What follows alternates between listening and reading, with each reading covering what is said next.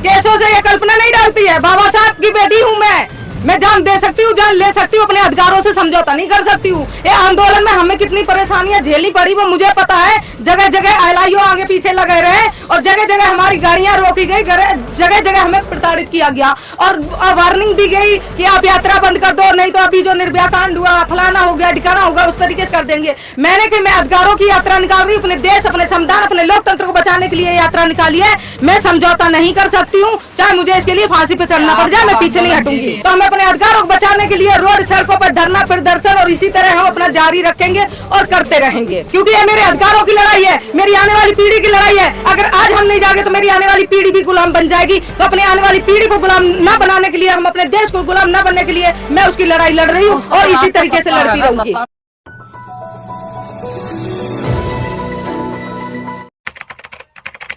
कल्पना जी, आप एक अभियान चला रही है, यात्रा चला रही कि सिंगोल हटाना है संसद से, क्या दिक्कत है सिंगोल से आपको? सिंगोल से ये दिक्कत है कि हमारे जो राजतंत्र का वो प्रतीक है सिंगोल, और हमारे समता समानता एकता का जो प्रतीक है अशोक स्तंभ, उसको जो संसद भवन में नहीं लगाया गया है और जो सिंगोल की स्थापना संसद भवन में की गई है वो एक राजदंड का प्रतीक है, वो समता समानता एकता को खंडित करता है। ये मुझे दिक्कत है उससे, सिंगोल से। और यही मेरी मांग है सरकार से, जो सिंगोल की स्थापना संसद भवन के अंदर की।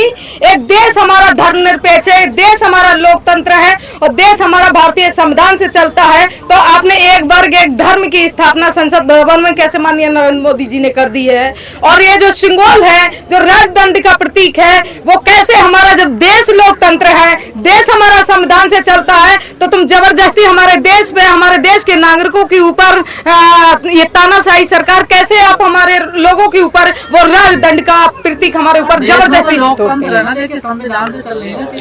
कहा, कौन सी संविधान से चीजें हो रही हैं आप जरा बता दीजिए। निजीकरण हुआ संविधान से हुआ, लॉकडाउन लगा संविधान से किया गया है, नोटबंदी की है संविधान से किया है। कौन सी ऐसी कार्य है जो अभी वर्तमान में निजीकरण किया गया है वो संविधान से?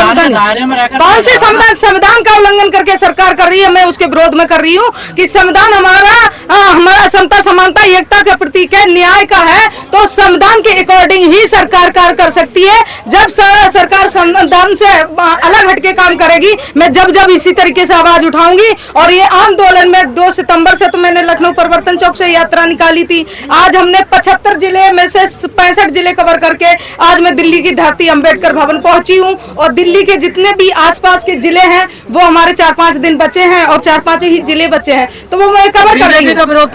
बिल्कुल खुल के विरोध कर रहे हैं, क्योंकि ये समता समानता एकता और बंधुता के विरोध में काम कर रही, संविधान विरोधी कार्य कर रही है सरकार। और ये देश हमारा धर्मनिरपेक्ष है, संविधान से चलता है, संविधान के विरोध में अगर कोई भी कार्य सरकार करेगी, हम सरकार का मुंह तोड़ जवाब देंगे। क्यों लगता है आपको संविधान विरोध में हो रहा काम? सारे तो संविधान कौन सा आप मुझे एक काम गिना दीजिए कि सरकार ने संविधान के दायरे में रहकर के एक भी काम किया हो आज तक, आप बता दीजिए। आप निजीकरण की बात कर रहे हैं, तो निजीकरण जो हो रहा है संविधान के दायरे में? कौन सा निजीकरण? संविधान अधिकार देता है निजीकरण का।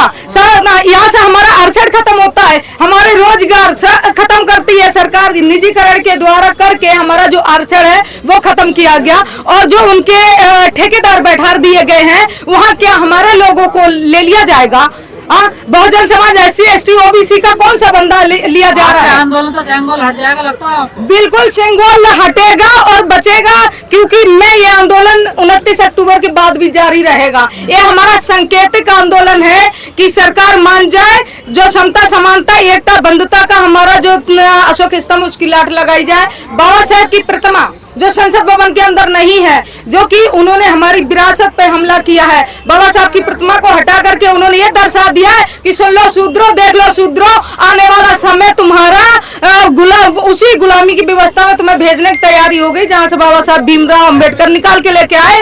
अगर आज नहीं चाहते तो आने वाला समय भी उसी तरीके से होगा। उन्होंने ये दिखाया है बाबा साहब की प्रतिमा हटा के कि आने वाला जो हमारी पीढ़ी है, जनरेशन है, उसको ये ना पता चले। पिछड़े नहीं है, वो RSS के पुतले हैं। मोदी जी तो हैं, मोदी जी प्रधानमंत्री जी भी हैं, देश के प्रमुख भी हैं, लेकिन जो काम करते हैं वो एक कठपुतली की तरह काम कर रहे हैं। RSS के इशारे पे उनका कोई बावजूद नहीं है। कहाँ से पैसा मिल रहा है यात्रा निकालने के? हमारा यात्रा निकालने हम खुद का अपना पैसा लगा कर रहे हैं। हमें कोई किसी की ना, हमारा कोई पार्टिकल से रिलेटिव है, कोई पॉलिटिकल से तो है नहीं। सामाजिक आंदोलन है, समाज के लोग जो भी है खाने के देते, रहने के देते, चलने के देते, उन्हीं से हमारा आंदोलन चल रहा है। हो रहे हैं आजकल केसों से ये कल्पना नहीं डरती है। बाबा साहब की बेटी हूँ मैं जान दे सकती हूँ, जान ले सकती हूँ, अपने अधिकारों से समझौता नहीं कर सकती हूँ। ये आंदोलन में हमें कितनी परेशानियां झेलनी पड़ी वो मुझे पता है। जगह जगह एलआईओ आगे पीछे लगे रहे और जगह जगह हमारी गाड़ियां रोकी गई, जगह जगह हमें प्रताड़ित किया गया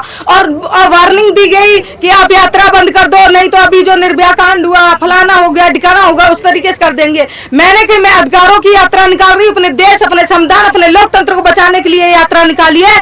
मैं समझौता नहीं कर सकती हूँ, चाहे मुझे इसके लिए फांसी पे चढ़ना पड़ जाए, मैं पीछे नहीं हटूंगी। आप किसान आंदोलन में भी आती थी। बिल्कुल, आपका तो काम है ये। देखिए, आंदोलन हमें अपने हक अधिकारों के लिए रोड सड़कों पे, जब सरकार हमें संवैधानिक रूप से हमारे अधिकारों को छीन रही है, संविधान के अकॉर्डिंग हमें अधिकार नहीं दे रही है, तो हमें अपने अधिकारों को बचाने के लिए रोड सड़कों पर धरना प्रदर्शन और इसी तरह हम अपना जारी रखेंगे और करते रहेंगे, क्योंकि ये मेरे अधिकारों की लड़ाई है, मेरी आने वाली पीढ़ी की लड़ाई है। अगर आज हम नहीं जागे तो मेरी आने वाली पीढ़ी भी गुलाम बन जाएगी। तो अपने आने वाली पीढ़ी को गुलाम न बनाने के लिए, हम अपने देश को गुलाम न बनने के लिए मैं उसकी लड़ाई लड़ रही हूँ और इसी तरीके से लड़ती रहूंगी। सत्ता में जाओगे तभी कुछ बदलाव कर सकते हो। सत्ता व्यवस्था परिवर्तित होगी। आने वाली जो समय है 2024 का, ये सरकार को ये जनता आईना दिखाएगी। सरकार से पीड़ित है जनता कि किस तरीके से जनता को रोजगार से बेरोजगार कर दिया, नौकरी से वंचित कर दिया। समर्थन कर रही है कौन सी पार्टी? मैं किसी पार्टी का समर्थन नहीं कर रही हूँ। जो जनता की आवाज उठाएगी, जो हमारे देश की आवाज उठाएगा, जो संविधान की आवाज उठाएगा,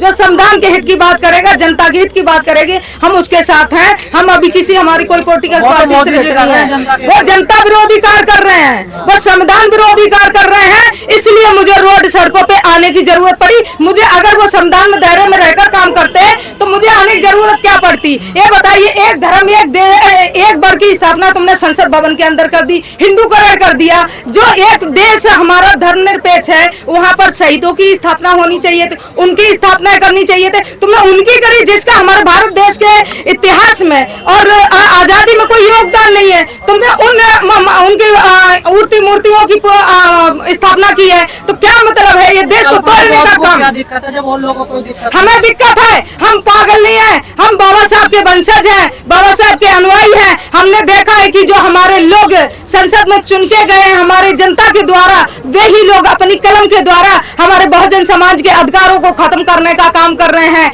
जब मैंने ये चीज देखी कि मेरे देश भारत को मेरी जरूरत है, मेरे संविधान को मेरी जरूरत है, क्योंकि ये तानाशाही लोग हमारे देश पे कब्जा करे बैठे हैं और हमारे आने वाली पीढ़ियों को गुलाम बनाने का काम कर रहे हैं। संविधान में संशोधन करके, आर्टिकल्स को कमजोर करके ये हमारे अधिकारों को छीनने का काम कर रहे हैं। इन्होंने निजीकरण करके उन्होंने आरक्षण दूसरी तरीके से खत्म कर दिया, हमें बेरोजगार बना दिया, शिक्षा को महंगा कर दिया, हमें शिक्षा से वंचित कर दिया।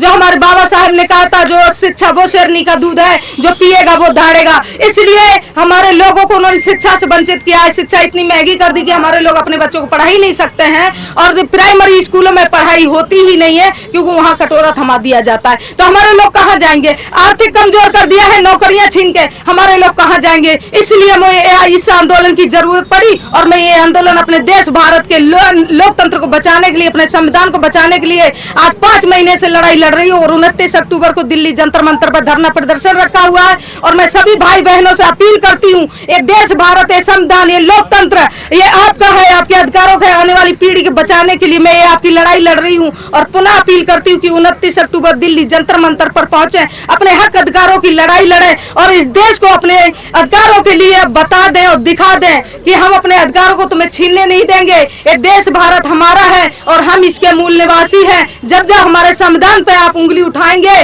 तो हम ईंट से ईंट बजाने का काम करेंगे, अपने अधिकारों को तुम्हें छीनने नहीं देंगे। मैं पुनः अपील करती हूँ कि सभी भाई, सभी बहनें, देश के सभी मूल निवासी भाई बहन 29 अक्टूबर को दिल्ली जंतर मंतर पे पहुंचने का काम करें। और ये 10 बजे से 1 बजे तक का टाइम है, तो ज्यादा से ज्यादा कोशिश करें समय पर आने की। तो मैं सभी से अपील करती हूँ कि ये बेटी आपकी लड़ाई, आपके हक अधिकारों की लड़ाई लड़ रही है। आप सबसे मैं अपील करती हूँ कि मैं एक अकेली, हमारी लड़ाई नहीं है, हम सबकी देश भारत की लड़ाई है। अगर आज हम हार गए तो आपने ये पूरा पूरा देश हारेगा। और आज अगर आपके अधिकार खत्म हो गए तो आने वाली पीढ़ी आपकी गुलाम बन जाएगी, कोई बाबा साहब दोबारा बचाने नहीं आएंगे। तो मैं अपील करती हूँ कि साथियों, सभी अपने हक अधिकारों की लड़ाई लड़ने के लिए 29 अक्टूबर दिल्ली जंतर मंतर पर पहुंचे और एक देश की बेटी आपके सामने आपके हक अधिकारों की लड़ाई लड़ रही है। जय भीम, जय भारत, जय संतान।